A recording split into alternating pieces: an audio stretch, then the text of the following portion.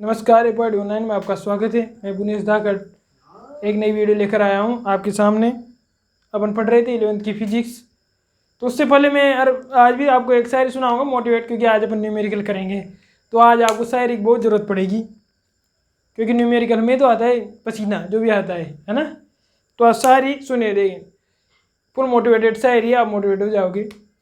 कि किसी ने कहा है, क्या कहा है कि सीढ़ियाँ उनके लिए होती है जिन्हें छत पर जाना है। कि सीढ़ियाँ उनके लिए होती है जिन्हें छत पर जाना है। आसमां पर हो जिसकी नज़र, उसे रास्ता खुद बनाना है। उसे रास्ता खुद बनाना है। और अगर आप रास्ता बनाना चाहते हो अपने लिए, तो सीढ़ियों का सहारा मत लीजिए, यानी कि छोटी छोटी शॉर्टकट का सहारा मत लीजिए। आपको सफलता पानी है तो आपको लॉन्ग वे में जाना पड़ेगा, धीरे धीरे स्टेप बाय स्टेप चढ़ना पड़ेगा। और अगर आपको सीमित सफलता चाहिए तो आप सीढ़ियों से, जैसे अपन छत तक चढ़ सकते हैं सीढ़ियों के माध्यम से, लेकिन आसमान तक नहीं पहुंच सकते।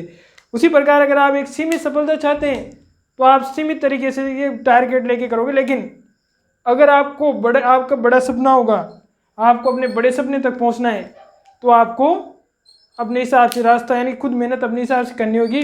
टारगेटेड मेहनत करनी होगी कि मैं अपने सपने को पा सकूं। यानी कि आसमान जितना ऊंचा सपना है अपने लिए, तो सपना देखा है तो, लेकिन उसको पूरा करने के लिए हमें जुनून होना चाहिए, हौसला होना चाहिए, और अपन अपना सपना पूरा कर सकते हैं। तो आइए, आप मोटिवेटेड हो गए होंगे।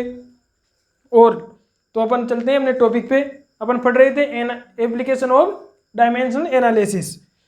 उसको अपन ने पूरी तरह से पढ़ लिया था, यूँ कहें। बस थोड़ा सा टॉपिक है, नोट है, इंपॉर्टेंट है कि कोई पूछ ले आपसे तो आपको बताना है। तो क्या पूछ ले कोई, उसके बारे में अपन चर्चा करते हैं। कि नोट है कि अगर आपसे कोई पूछ ले कि बताओ एक्सपोनेंशियल फंक्शन, लॉगरिथमिक फंक्शन और ट्रिगोनोमेट्रिक फंक्शन के साथ जो फंक्शन है, ट्रिगोनोमेट्रिक फंक्शन है, उनके साथ जो भी, जैसे मान लीजिए ऐसे अपन लिखते हैं साइन एक्स। क्या लिखते हैं? साइन एक्स या साइन थीटा।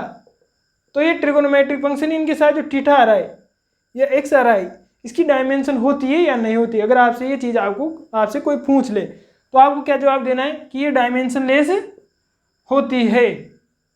क्यों होती है, इसका कारण कौन बताएगा? मैं बताऊंगा। तो आप आराम से तसल्ली से वीडियो देखिए, अंत तक देखिए, आपको मज़ेदार न्यूमेरिकल्स मिलेंगे इसमें, और आपको अमेजिंग फैक्ट भी देखने को मिलेंगे किस प्रकार से ये डायमेंशन लेस होती है। किताबों में केवल लिखा रहता है कि ट्रिगोनोमेट्रिक फंक्शन, लॉगरिथमिक फंक्शन और एक्सपोनेंशियल फंक्शन क्या होते हैं? डायमेंशन लेस होते हैं। लेकिन क्यों होते हैं, इसका कारण मैं आपको बताऊंगा। तो क्या होते हैं, शुरू करते हैं अपन। कि जो ट्रिगोनोमेट्रिक फंक्शन, ट्रिगोनोमेट्रिक फंक्शन हुआ, उसके बाद लॉगरिथमिक फंक्शन हुए, लॉगरिथमिक फंक्शन हुए, और कौन से हुए? Exponential function. ये कौन से होते हैं? Sine theta, cos theta, tan theta, sec theta, cot theta और कोसेक थीटा, ये होते हैं। लॉगरिथमिक कौन से होते हैं? लॉग की फॉर्म वाले और ln की फॉर्म वाले। एक्सपोनेंशियल कौन से होते हैं? e की पावर वाले, e की पावर x, e की पावर ax, e की पावर एक्स स्क्वायर, जो भी e की पावर में आता है, ये एक्सपोनेंशियल फंक्शन होते हैं। तो ये क्या अपन ने पढ़ा है कि क्या होते हैं? डायमेंशन लेस होते हैं। एक्स डायमेंशन लेस होगा, एक्स डायमेंशन लेस होगा, x dimension less, x square dimension less होगा। कैसे होता है, इसका कारण देखते हैं अपन देखते हैं। मान लीजिए कि साइन एक्स, ये भी क्या ट्रिगोनोमेट्रिक फंक्शन है, या मैंने थीटा इधर क्या लिया है? एक्स लिया है। तो मान लीजिए कि साइन एक्स, इसको एक्सपांड कैसे करते हैं अपन? एक्स माइनस, यानी कि इसका एक्सपांसन कैसे होता है या प्रसार कैसे होता है? X minus x cube upon factorial 3 plus x की पावर अपॉन फैक्टोरियल 5 माइनस डे डे डेस, इसे चलता है सोन। अब मान लीजिए अपन यूँ मान ले कि एक्स क्या है? लेंथ है, यानी कि क्या है? लंबाई है। तो ये किस में होगी? मीटर में। अगर ये मीटर में होगी तो यहाँ पर ये क्या आएगी? मीटर में। एक्स मीटर में है तो क्यूब लगते क्या हो जाएगा? मीटर क्यूब में। ये एक्स की पावर 5 लगे तो कितना होगा? एक्स मीटर की पावर 5 या मीटर मीटर रेज टू 5, यानी कि मीटर की कितनी पावर होगी 5, यहाँ मीटर की 3, यहाँ मीटर की 1। तो क्या ये डायमेंशनली करेक्ट है? नहीं।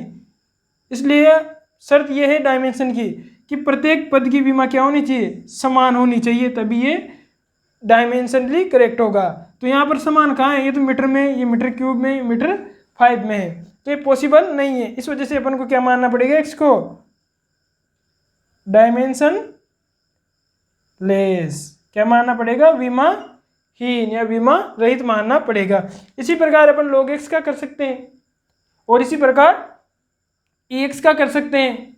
जो भी एक्सपांड होता है इसका क्या होता है? ex का 1 + x² अपॉन फैक्टोरियल 2 और डैश डैश सो ऑन। और log का क्या होता है? अगर log x + 1 लेते हैं अपन, तो उस हिसाब से आप log का कर सकते हैं। ये आपके लिए होमवर्क है कि आप log का कमेंट बॉक्स में लिखिए कि क्या एक्सपांशन होता है। तो ये बात थी, ये अपने पूरी तरीके से अपन समझ लिए, आपको भी समझ में आया होगा, मैं ऐसा करता हूँ। ये उसी के साथ ही अपना यूनिट और डायमेंशन का जो पोर्शन था वो पूरा हो गया है। अब आगे बचता है मेजरमेंट और इरर्स और सिग्निफिकेंट नंबर है, वो जो भी है वह बाकी बचता है। तो आधा पोर्शन कंप्लीट हो गया है। अपन चलते हैं न्यूमेरिकल्स पे। तो अपन चल रहे थे, कहाँ पर चल रहे थे अपन? मैं तो यहीं चल रहा था, आप वहाँ भी चल रहे हैं क्या? नहीं, आप बैठ कर देख रहे होंगे, क्योंकि चल तो मैं रहा हूँ या बार बार इधर उधर देख लीजिए। आपके सामने नहीं, मतलब कैमरे की इधर हूँ, लेकिन चल आपके सामने रहा हूँ। जिसके लिए मैंने आपको शायरी सुनाई थी वो टाइम आ गया अब किसका? न्यूमेरिकल करने का। तो जाइए तैयार, न्यूमेरिकल पे चलते हैं अपन। फला न्यूमेरिकल है, क्या न्यूमेरिकल है? निम्न में से कौन सा मात्रक, निम्न में से कौन सा मात्रक मूलभूत, ये भूत नहीं है, ये मूलभूत है, एक साथ है, मूलभूत मात्रक नहीं है। इंग्लिश में क्या लिखेंगे इसको? इंग्लिश में लिखेंगे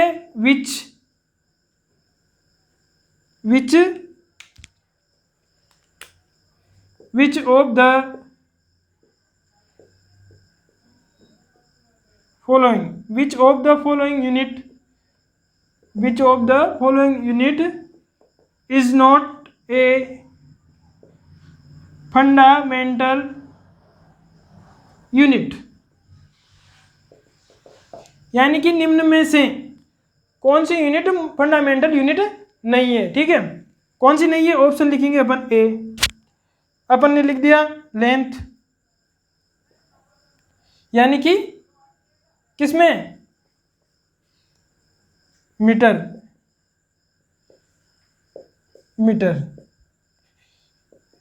बी लिख दिया केल्विन।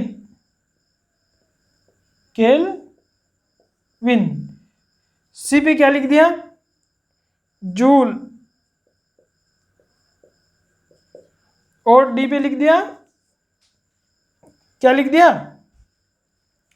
यह मान लीजिए आप एम्पियर।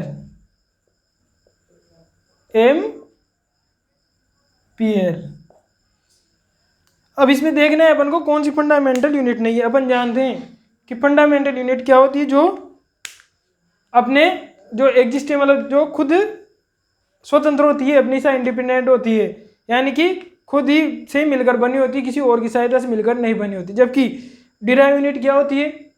जो फंडामेंटल यूनिट की सहायता से मिलकर बनी होती है। उन्हें ही अपन या तो कह देंगे कि वो फंडामेंटल यूनिट नहीं होती है, या फिर कह देंगे कि डिराइव यूनिट होती है।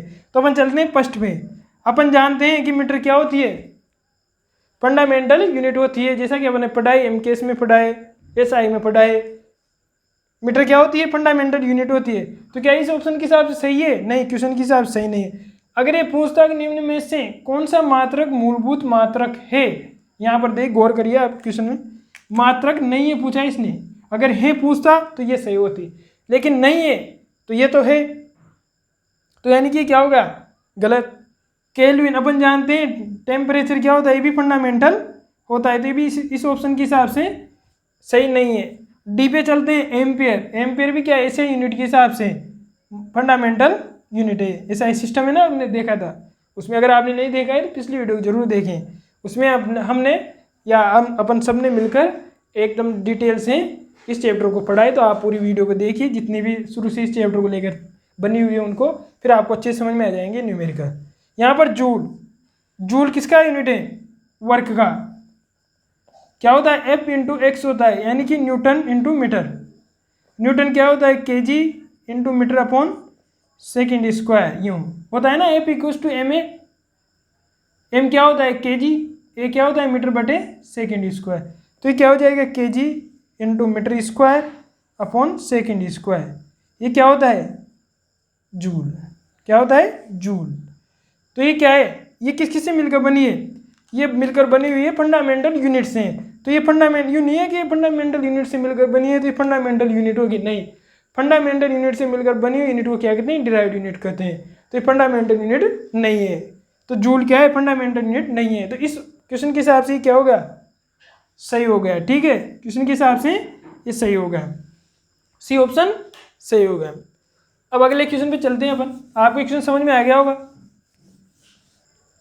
अपन अब क्वेश्चन नंबर 2 पे चलते हैं। क्वेश्चन नंबर 2 क्या है? क्वेश्चन नंबर 2 है कि घनत्व की विमा क्या है, यानी कि what is the dimension of density. What is the dimension of density. तो इसको अपन बिना ऑप्शन के कर लेते हैं। अपन क्या जानते हैं? डेंसिटी क्या होती है? Density equals to mass upon volume, यानी कि द्रव्यमान बटे आयतन। तो घनत्व, ये घनत्व है। मान लीजिए इसको स्मॉल डी लिख दिया अपन ने, इसको लिख देंगे m, यानी कि मास अपॉन v, यानी कि वॉल्यूम। अपन क्या जानते हैं? मास को केजी में, v को मीटर क्यूब में लिखते हैं, क्योंकि वॉल्यूम क्या होता है? वॉल्यूम ये होता है ना, लंबाई इंटू चौड़ाई इंटू ऊंचाई, ऐसे लिख दो या तो क्या होता है? लंबाई को भी लेंथ इसमें नापते हैं अपन मीटर में, चौड़ाई को भी किस में नापते हैं? ये भी लेंथ ही है मीटर में, ऊंचाई भी क्या है? लेंथ ही है, इसको भी मीटर में नापते हैं। तो क्या हो जाएगा? v बराबर मीटर क्यूब हो जाएगा। तो यहाँ से अपन डायमेंशन लिखें इसकी, ये तो है यूनिट। इसको याद ऐसे भी कर सकते हैं अपन और लगा के कि केजी मीटर -3 लिख सकते हैं। लिख सकते हैं? नहीं लिख सकते? लिख सकते हैं। तो इसकी डायमेंशन क्या हो जाएगी? d equals to m1। मास की कितनी है? यहाँ पर एक बार मास आया है तो 1 m1। l कितना है? -3, 3 बार आई ना मीटर, लेकिन किस में है? माइनस में, यानी कि बटे में आई तो ऊपर जाएगी माइनस। तो l -3 और t नहीं आया है तो t 0। तो ये क्या हो गई? Dimension of density. क्या हो गई? डायमेंशन ऑफ डेंसिटी हो गई। अब चलते हैं अपन अगले क्वेश्चन पर। क्वेश्चन नंबर 3 है अपना कि क्वेश्चन है 3 कि dimensionless physical quantity, a dimensionless physical quantity, इसको ऑब्जेक्टिव है। क्या है इसका? ए ऑप्शन है has a unit, B option है always has a unit, C है may have a unit, D option है none of these. A dimensionless physical quantity, तो इसके ऑप्शन है ए ऑप्शन है हैज ए यूनिट, यानी कि इसमें इसका हिंदी क्या होगा? ट्रांसलेट हिंदी में क्या लिखेंगे अपन? क्या, यानी कि विमाहीन भौतिक राशि, इसको लिख देंगे एक विमाहीन भौतिक राशि। अब इसको क्वेश्चन के कैसे लिखेंगे? इसमें लिखेंगे कि मात्रक, एक विमाहीन भौतिक राशि मात्रक रखती है, हमेशा मात्रक रखती है। ये क्वेश्चन के लैंग्वेजेस को ऐसे भी कर सकते हैं अपन कि विमाहीन भौतिक राशि का मात्रक होता है, हमेशा मात्रक होता है और मात्रक हो सकता है, मात्रक हो सकता है। कैसे भी लिखो, लैंग्वेज है आपके ऊपर, कैसे भी आप लिख सकते हैं। और ये नन ऑफ दीजिए यानी कि इनमें से कोई नहीं। ये इंपॉर्टेंट क्वेश्चन है एक तरह से, ये आपके दिमाग पर जोर डालेगा। तो आप क्या जानते हैं कि डायमेंशन लेस जो फिजिकल क्वांटिटी है, क्या वह यूनिट नहीं रखती है कि रखती है, या हमेशा रखती है? ये ऑप्शन दे रखे हैं, या मात्रक रखती है, हमेशा रखती है, या फिर रख सकती है। यानी कभी कभी नहीं भी रखे कोई फिजिकल क्वांटिटी, वह मात्रक भी नहीं रखती हो और डायमेंशन भी नहीं रखती हो। और कोई फिजिकल क्वांटिटी क्या रखती है, डायमेंशन लेस हो लेकिन यूनिट रखती हो। इसका एक एग्जाम्पल में अपन ने देखा था, ऐसा यूनिट की जो सप्लीमेंट यूनिट देखी थी अपन ने पोर्शन में, उसमें 2 सप्लीमेंट यूनिट देखी थी अपन ने। कौन सी देखी थी, सॉरी, एक देखी थी अपन ने रेडियन और स्टेरेडियन, यानी कि प्लेन कोण यानी प्लेन एंगल, सॉरी, और क्या है, सॉलिड एंगल। तो उसका एग्जाम्पल अपन देखते हैं। क्वेश्चन मिटा देता हूँ, ऑप्शन यही लिखे रह जाएंगे। आपने क्वेश्चन देख ही लिया है कि dimensionless physical quantity, option A has a unit, B always has a unit, C may have a unit और नन ऑफ दिस। ऐसे किसी एक विमाहीन भौतिक राशि मात्रक रखती है, हमेशा मात्रक रखती है, मात्रक रख सकती है या मात्रक हो सकता है। यहाँ का लगा देंगे तो का मात्रक हो सकता है, हमेशा मात्रक हो सकता है और मात्रक हो सकता है। ठीक है, यानी कि हमेशा मात्रक रखती है या मात्रक होता है। ऐसे अपन लैंग्वेज ही कैसे भी लिख सकते हैं अपने हिसाब से, तो इसमें कोई दिक्कत वाली बात नहीं कि अब तुम कहोगे नहीं सर क्वेश्चन में तो यूँ लिखा हुआ था कि एक विमाहीन भौतिक राशि का मात्रक होता है, लेकिन आपने तो लिखा है नहीं, आपने लिखा है मात्रक रखती है, तो ये क्या हो गया कि नहीं कोई बात नहीं, वो उसका मतलब यही होता है। ठीक है, तो इसमें ज़्यादा टेंशन लेने की जरूरत नहीं, डोंट पैनिक। ठीक है, तो अपन इसको क्वेश्चन को मिटा देते हैं। अपन ने पढ़ा था कि जो सॉलिड एंगल होते हैं और जो प्लेन एंगल होते हैं उनकी क्या थी, तो अपन प्लेन एंगल से समझ लेंगे, सॉलिड एंगल भी वही है, सेम है, तो एक चीज़ समझ लेंगे अपन। तो अपन ने पढ़ा था कि थीटा इक्वल टू क्या था, थीटा इक्वल टू क्या था, आर्क अपॉन रेडियस, रेडियस यानी कि चाप बटे त्रिज्या। और प्लेन एंगल, जो प्लेन एंगल है उसके हिसाब से क्या पढ़ा था कि जो आर्क है उसके जो लेंथ है वो किसके बराबर होगी, रेडियस के, सर्कल के रेडियस के, यानी कि रेडियस अपॉन रेडियस। तो रेडियस से रेडियस कट जाएगा। कैसे, रेडियस को किस में मेजर करते हैं अपन, मीटर में, इसको भी मीटर में, मीटर कहो या अपने हिसाब से सेंटीमीटर में मान सकते हैं। तो यूनिट सेम है एक तरह से, हम देख लीजिए आप, यूनिट सेम है तो यूनिट से यूनिट कट गया, क्या बच जाता है, अपन कहते हैं कि ये रेडियन के बराबर है। तो यहाँ देखिए आप, यूनिट तो है लेकिन डायमेंशन नहीं है। क्यों, अपन ने देखा है कि यूनिट से यूनिट तो खत्म हो ही गया, तो डायमेंशन किसकी लिखेंगे, यूनिट की लिखेंगे। लेकिन यहाँ पर ये डायमेंशन लेस है लेकिन यूनिट है इनका रेडियन, क्या है, यूनिट है रेडियन। तो ये जरूरी नहीं है कि जिसका यूनिट हो उसके अपन डायमेंशन कहीं से कि नहीं डायमेंशन भी होगी, नहीं, ऐसा नहीं है। यानी कि डायमेंशन लेस फिजिकल क्वांटिटी का यूनिट हो सकते हैं, यानी कि ए डायमेंशन लेस फिजिकल क्वांटिटी में हैव ए यूनिट। तो मे हैव ए यूनिट किस में आ रहा है, या मे हैव ए यूनिट, यानी कि मात्रक हो सकता है, जरूरी नहीं है, किसी का होता भी नहीं है लेकिन किसी का होता है। जैसे यहाँ पर है रेडियन का, उसी के साथ स्टे रेडियन हो जाएगा, वो भी क्या है, डायमेंशन लेस है लेकिन यूनिट रखती है।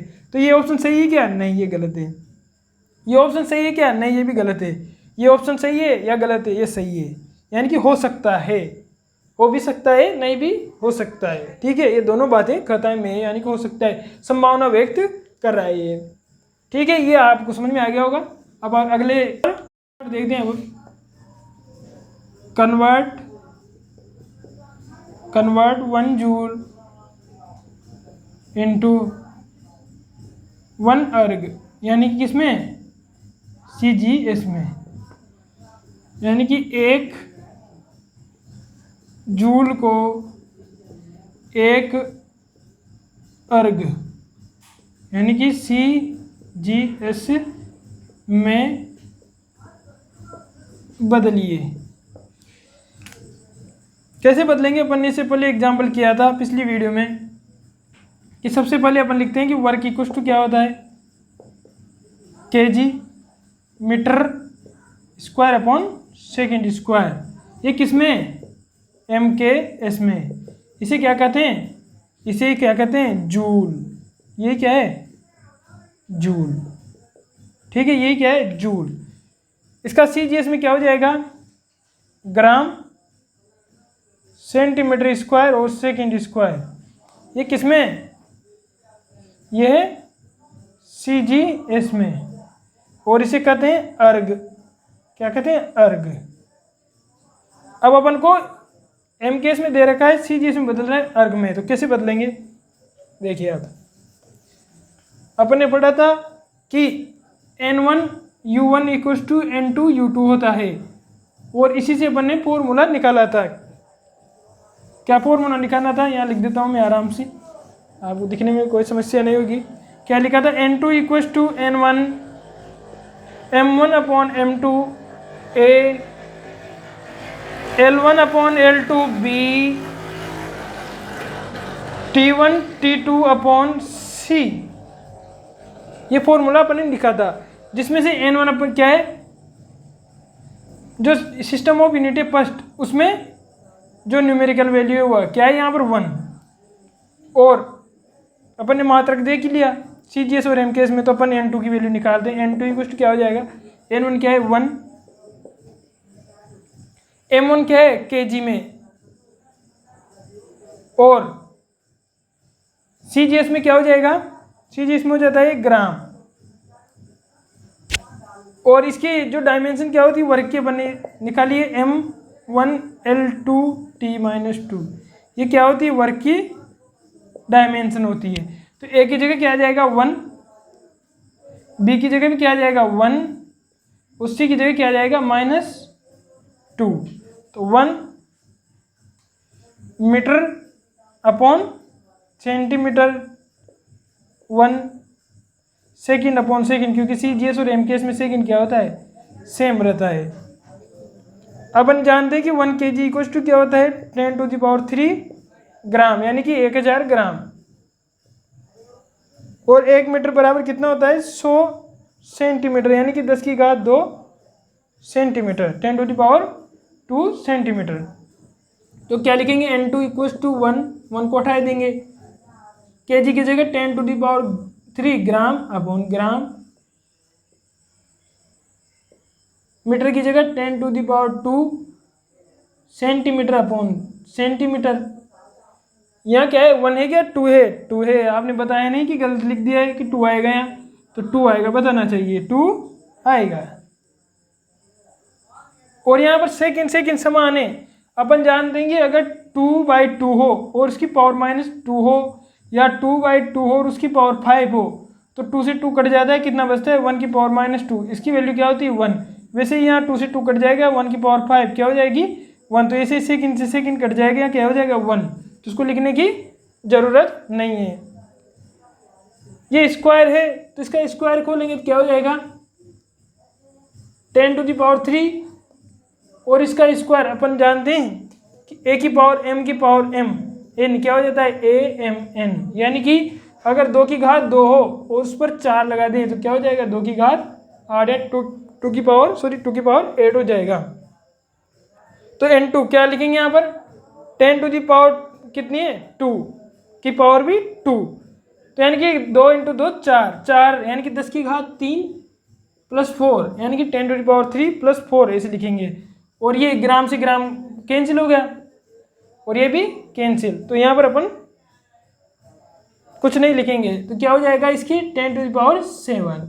N2 की वैल्यू कितनी है? 10⁻7। N2 के साथ यूनिट क्यों नहीं है? क्योंकि न्यूमेरिकल वैल्यू है, तो न्यूमेरिकल वैल्यू की यूनिट नहीं होता है, क्योंकि कांस्टेंट होता है, इस वजह से यूनिट नहीं होती है। अब वहाँ पर चलते हैं अपन कि फर्स्ट में अपन ने क्या लिखा है। क्वेश्चन में क्या है? 1 जूल को किस में बदलना है? 1 अर्ग में। तो अपन ने देखा है कि N1U1 इक्वल टू क्या होता है N2U2। N1U1 क्या है 1 जूल।